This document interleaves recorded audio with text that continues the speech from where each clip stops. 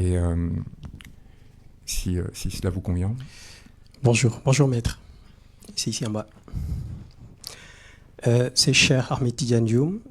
Comme Maïmouna, nous sommes venus de Dakar pour assister à cette conférence de presse.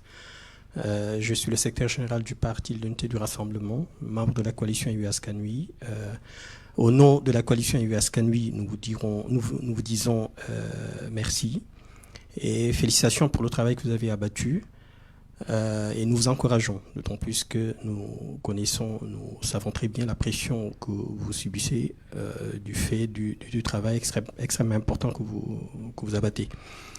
Je ne vous ai pas entendu durant votre exposé faire référence à ce qui est en train de ce que subit actuellement le président Ousmane Sonko, la séquestration, le fait qu'il soit empêché de sortir de chez lui, qui effectivement au terme du statut de l'article 7 du statut de Rome est un crime contre l'humanité.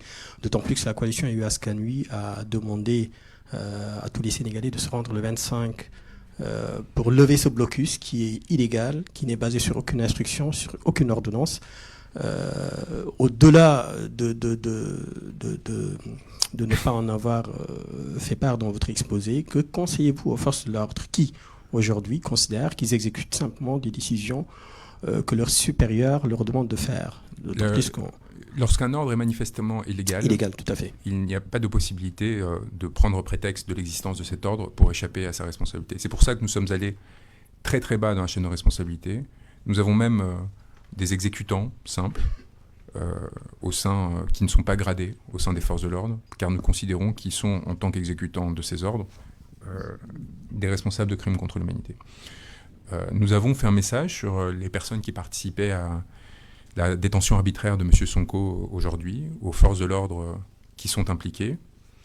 Nous avons indiqué qu'ils étaient en train de commettre un crime, avant tout en droit sénégalais, parce qu'il n'y a aucune décision de justice aujourd'hui concernant l'arrestation de M. Sonko, parce qu'il n'y a aucun mandat de magistrat qui justifie la détention qu'il subit. Donc, avant même d'en arriver à une responsabilité pénale internationale, ils encourent déjà des peines qui vont jusqu'à, dans mon souvenir, 20 ans de travaux forcés, selon le code pénal sénégalais.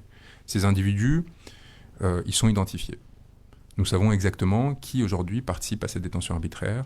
Nous savons quelles sont les compagnies, les brigades. Nous savons quels sont les individus qui, normalement, sont à Thiès, ceux qui viennent de Dakar, les bérets rouges, les bérets...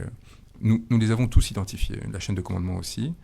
Et il leur appartient de prendre leurs responsabilités dans un cadre dont l'on comprend qu'il soit contraint, on comprend qu'il soit difficile, dans un pays comme le Sénégal aujourd'hui, de désobéir à des ordres. Mais nous leur avons rappelé, d'une part, que c'était leur obligation, que d'autre part, des actes comme celui qui consiste à gazer des avocats qui viennent voir leurs clients sont constitutifs de crimes. Et enfin, qu'ils doivent, je leur conseille de demander, d'une part, des ordres écrits sur ce qu'ils font, et d'autre part, mettre par écrit leur opposition à ces ordres. Que des justifications consistant le fait qu'oralement ils se seraient opposés ne suffiront pas. Et ce que nous voyons, c'est que pour l'instant, ils sont un peu trop tranquilles. Et que donc, a priori, il n'y a même pas d'inquiétude particulière à ce stade encore quant au fait que ce qu'ils sont en train de commettre consiste en un des crimes quand même les plus importants dans un système de droit, qui consiste en dehors de tout cadre judiciaire, alors que vous êtes doté d'un mandat légal, utiliser vos attributs en tant que force de l'ordre pour commettre des illégalités et détourner vos instruments. Et ça, c'est quelque chose qui devrait particulièrement préoccuper les Sénégalais, parce que lorsque vous avez des forces de l'ordre qui ne respectent pas l'ordre qui est adopté par les représentants du peuple, donc par la souveraineté nationale, la loi, eh bien, il y a de quoi s'inquiéter sur son destin personnel. Et encore une fois, quelle que soit votre destination politique et vos idées politiques, il y a là, à mon sens, un problème fondamental. Donc évidemment, la situation de M. Sonko participe pleinement à ce que nous dénonçons pour une raison très simple, le ciblage politique d'une grande partie de ces violences, dont il est une victime, dont ses cadres dirigeants de son parti sont victimes, et jusqu'à preuve du contraire, il n'y a aucun acte de leur part justifiant l'usage de la violence, justifiant la répression dont ils sont objets, est inacceptable et évidemment constitutif de la situation actuelle. Bonjour, Ibrahim Ndiaye. Et pardon, et elle l'est ne serait-ce que parce que justement, en fait, elle signe le fait que ces violences sont commises à des fins politiques. Et c'est là où, c'est-à-dire qu'on est sur un usage de la violence qui n'est pas débridé ou qui n'est pas le fait d'un manque de formation des forces de l'ordre ou qui n'est pas fait du fait d'un... Au contraire, c'est-à-dire qu'il y a une violence qui est dirigée politiquement. Et donc il faut bien distinguer notre opinion politique, notre appréciation ou non du programme politique d'Ousmane Sonko, de la coalition, de qui que ce soit, et le fait que pour le combattre, pour l'empêcher d'être entendu et reconnu par des suffrages, qu'il gagne ou qu'il perde, il y a un usage de violence ce qui constitue en fait le crime contre l'humanité. Parce que l'attaque contre une population civile, générale ou systématique, en l'occurrence c'est les deux, elle repose sur le fait que cette population civile soit ciblée, et l'un des critères de ciblage peut être l'opinion politique. En fait, et donc le fait, contrairement à ce que l'on pourrait penser, c'est un facteur aggravant, c'est un facteur constitutif du crime contre l'humanité. Le fait que ce soit justement un groupement politique identifié qui soit au premier titre ciblé. Encore plus quand c'est un groupement politique qui, contrairement à ce qui a été affirmé, a priori en tout cas jusqu'ici, n'ordonne pas de violence et depuis des années au contraire les subit sans avoir provoqué en retour. Parce que je pense que c'est un argument peut-être plus spéculatif mais qui est important. Après ces années d'existence, si la coalition, si M. Sonko avait souhaité obtenir des armements, opérer une déstabilisation réelle et profonde du pays, s'allier avec la Russie, la Chine, on ne sait quelle autre puissance pour faire rentrer des moyens de provoquer une subversion au sein de ce territoire, il l'aurait fait.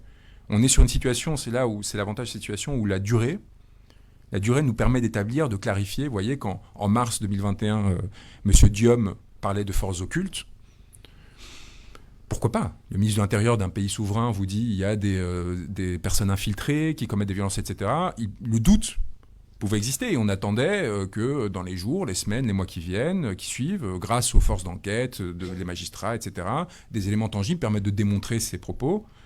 Et à partir de là, de dire, bah oui, peut-être qu'en effet, ça vient d'une politique déstabilisation, etc. La réalité, c'est que depuis mars 2021 et les allégations qui ont été entendues tout à l'heure, il n'y a aucune preuve qui a été apportée de celle-ci. Je ne vous demande pas d'apporter 700 preuves comme on l'a fait, et 4500 qui sont plus des éléments, des indices, etc.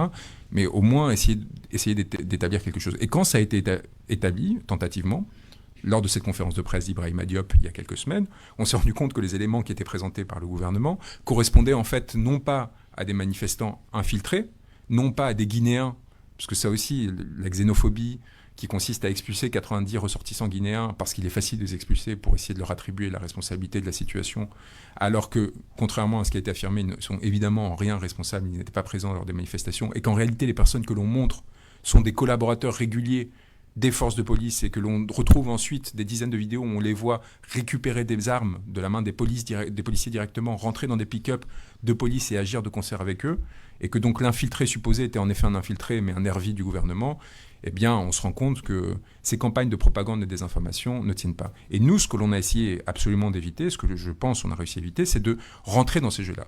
C'est-à-dire qu'en ayant une rigueur absolue sur la sélection des éléments, en s'assurant qu'ils soient vérifiés une fois, deux fois, trois fois, s'assurer vraiment qu'ils se soient incontestables et que justement, on puisse revenir dans 1 an, dans 2 ans, dans 3 ans, sur les affirmations que l'on a faites, et à l'exact opposé des affirmations de M. Diom, se rendre compte que nous étions des hommes intègres, pour reprendre la terminologie utilisée par une grande figure politique du continent, et que les propos que nous avions tenus étaient non seulement véridiques, mais vérifiés dès le moment où ils ont été tenus et que nous n'avons pas porté des accusations en l'air ou gratuitement.